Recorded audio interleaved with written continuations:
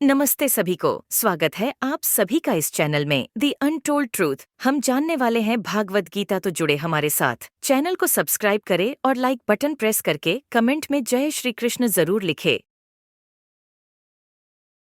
तीसरे अध्याय में भगवान ने कई प्रकार के नियत कर्मों के आचरण की आवश्यकता बताई।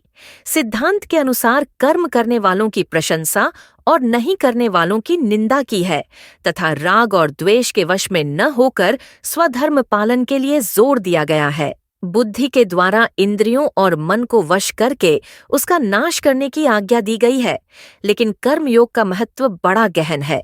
इसलिए भगवान फिर से उसके विषय में कई बातें अब बताते हैं। उसका आरंभ करते हुए कर्मयोग की परंपरा बताकर उसकी महिमा सिद्ध करके प्रशंसा करते हैं। श्री कृष्ण ने कहा, मैंने इस शाश्वत ज्ञान योग का उपदेश सूर्यदेव विवस्वान को दिया और विवस्वान ने मनु, और फिर इसके बाद मनु ने इसका उपदेश इक्ष्वाकु को दिया। इस प्रकार राजर्षियों ने सतत गुरु परंपरा पद्धति द्वारा ज्ञान योग की विद्या प्राप्त की, किंतु अनंत युगों के साथ यह विज्ञान संसार से लुप्त हो गया प्रतीत होता है। उसी प्राचीन गूढ़ योग ज्ञान को आज मैं तुम्हारे सम्मुख प्रकट कर रहा हूँ, क्योंकि तुम मेरे मित्र एवं मेरे भक्त हो, इसलिए तुम इस दिव्य ज्ञान को समझ सकते हो। अर्जुन ने कहा, आपका जन्म तो अभी हाल ही का है और सूर्य का जन्म बहुत पुराना है, अर्थात कल्प के आदि में हो चुका था। तब मैं फिर यह कैसे मान लूं कि प्रारंभ में आपने उन्हें इस ज्ञान का उपदेश दिया था? श्री भगवान बोले, तुम्हारे और मेरे अनंत जन्म हो चुके हैं, किंतु तुम उन्हें भूल चुके हो, जबकि मुझे उन सब का स्मरण है। इस संसार में अपनी दिव्य शक्ति योग माया द्वारा प्रकट होता हूँ। जब जब धरती पर धर्म का पतन और अधर्म में वृद्धि होती है, तब उस समय मैं पृथ्वी पर अवतार लेता हूँ। भक्तों का उद्धार और दुष्टों का विनाश करने और धर्म की मर्यादा पुनः स्थापित करने के लिए मैं प्रत्येक युग में प्रकट होता हूँ। जो मेरे जन्म एवं कर्मों की दिव्य प्रकृति को जानते हैं, वे शरीर छोड़ने पर संसार में पुनः जन्म नहीं लेते, अपितु मेरे नित्य धाम को प्राप्त करते हैं।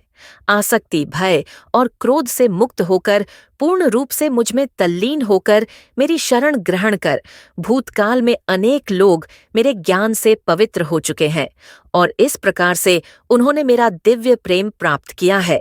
जिस भाव से लोग मेरी शरण ग्रहण करते हैं, उसी भाव के अनुरूप मैं उन्हें फल देता हूँ। हे पृथा पुत्र, सभी लोग जाने या अनजाने वे मेरे मार्ग का ही अनुसरण करते हैं। इस संसार में जो लोग सकाम कर्मों में सफलता चाहते हैं, वे लोग स्वर्ग के देवताओं की पूजा करते हैं, क्योंकि सकाम कर्मों का फल शीघ्र प्राप्त होता है। मनुष्यों के गुणों और कर्मों के अनुसार मेरे द्वारा 4 वर्णों की रचना की गई है। यद्यपि मैं इस व्यवस्था का सृष्टा हूँ, किंतु तुम मुझे अकर्ता और अविनाशी मानो। न तो कर्म मुझे दूषित करते हैं और न ही मैं कर्म के फल की कामना करता हूँ।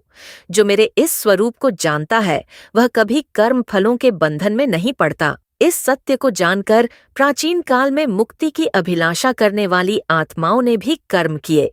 इसलिए तुम्हें भी उन मनीषियों के पद चिन्हों का अनुसरण करते हुए अपने कर्तव्य का पालन करना चाहिए। कर्म क्या है और अकर्म क्या है, इसका निर्धारण करने में बुद्धिमान लोग भी विचलित हो जाते हैं।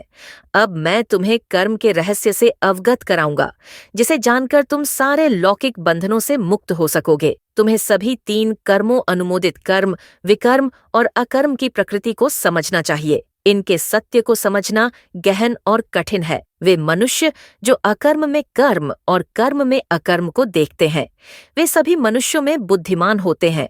सभी प्रकार के कर्मों में प्रवृत्त रहकर भी वे योगी कहलाते हैं और अपने सभी कर्मों में पारंगत होते हैं। जिन मनुष्यों के समस्त कर्म सांसारिक सुखों की कामना से रहित हैं तथा जिन्होंने अपने कर्म फलों को दिव्य ज्ञान की अग्नि में भस्म कर दिया है, उन्हें आत्मज्ञानी संत बुद्धिमान कहते हैं। अपने कर्मों के फलों की आसक्ति को त्याग कर ऐसे ज्ञानी जन सदा संतुष्ट रहते हैं और बाह्य आश्रयों पर निर्भर नहीं होते। कर्मों में संलग्न रहने पर भी वे वास्तव में कोई कर्म नहीं करते, अपने मन और बुद्धि को संयमित रखते हैं और शरीर से कर्म करते हुए भी कोई पाप अर्जित नहीं करते। वे जो अपने आप स्वतः प्राप्त हो जाए, उसमें संतुष्ट रहते हैं। ईर्ष्या और द्वैत भाव से मुक्त रहते हैं।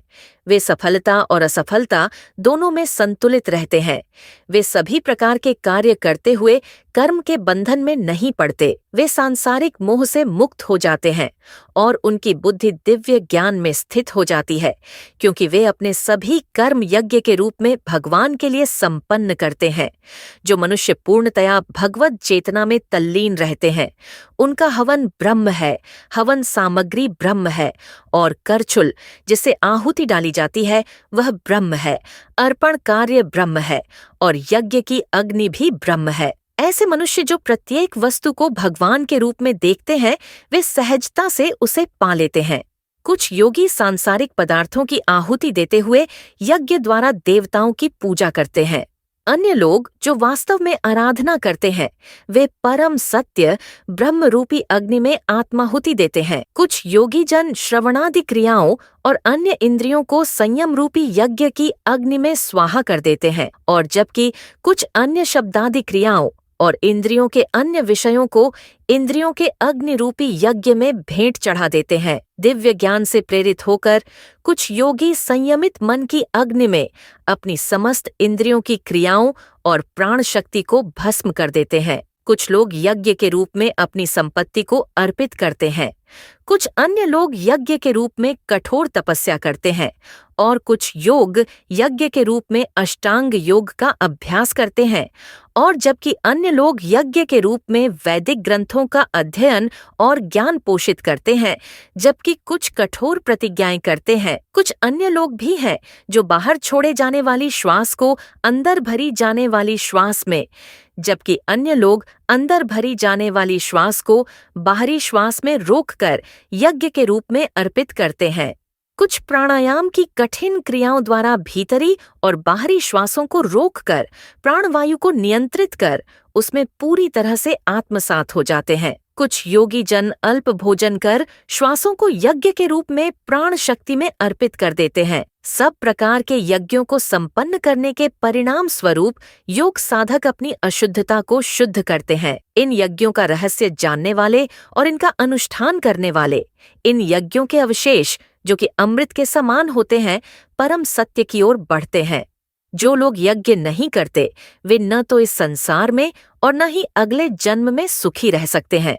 विभिन्न प्रकार के इन सभी यज्ञों का वर्णन वेदों में किया गया है, और इन्हें विभिन्न कर्मों की उत्पत्ति का रूप मानो। यह ज्ञान तुम्हें माया के बंधन से मुक्त करेगा। ज्ञान युक्त होकर किया गया यज्ञ किसी प्रकार के भौतिक या द्रव्य यज्ञ से श्रेष्ठ है।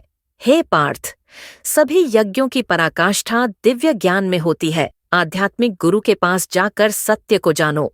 विनम्र होकर उनसे ज्ञान प्राप्त करने की जिज्ञासा प्रकट करते हुए ज्ञान प्राप्त करो और उनकी सेवा करो। ऐसा सिद्ध संत तुम्हें दिव्य ज्ञान प्रदान कर सकता है, क्योंकि वह परम सत्य की अनुभूति कर चुका होता है। इस मार्ग का अनुसरण कर और गुरु से ज्ञानावस्था प्राप्त करने पर, हे अर्जुन, तुम कभी मोह में नहीं पड़ोगे, क्योंकि इस ज्ञान के प्रकाश में तुम यह देख सकोगे कि सभी जीव परमात्मा का अंश हैं और वे सब मुझ में स्थित हैं। जिन्हें समस्त पापों का महापापी समझा जाता है, वे भी दिव्य ज्ञान की नौका में बैठकर संसार रूपी सागर को पार करने में समर्थ हो सकते हैं।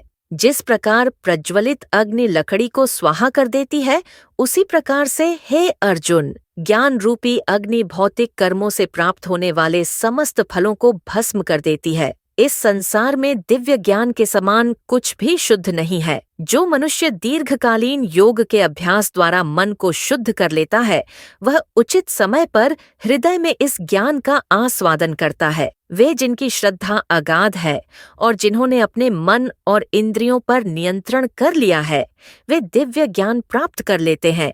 इस दिव्य ज्ञान के द्वारा वे शीघ्र ही कभी न समाप्त होने वाली परम शांति को प्राप्त कर लेते हैं। किंतु जिन अज्ञानी लोगों में न तो श्रद्धा और न ही ज्ञान है, उनका पतन होता है। संदेहास्पद जीवात्मा के लिए न तो इस लोक में और न ही परलोक में कोई सुख है। कर्म उन लोगों को बंधन में नहीं डाल सकते जिन्होंने योग की अग्नि में कर्मों को विनष्ट कर दिया है और ज्ञान द्वारा जिनके समस्त संशय दूर हो चुके हैं, वे वास्तव में आत्मज्ञान में स्थित हो जाते हैं। तुम्हारे हृदय में अज्ञानतावश जो संदेह उत्पन्न हुए हैं, उन्हें ज्ञान रूपी शस्त्र से काट दो। हे अर्जुन, स्वयं को योग में निष्ठ करो, उठो, खड़े हो जाओ और युद्ध करो। इस प्रकार उपनिषद, ब्रह्म विद्या तथा योग शास्त्र रूप श्रीमद् भगवद गीता के श्री कृष्ण अर्जुन संवाद में ज्ञान कर्म संन्यास योग नामक चौथा अध्याय संपूर्ण हुआ।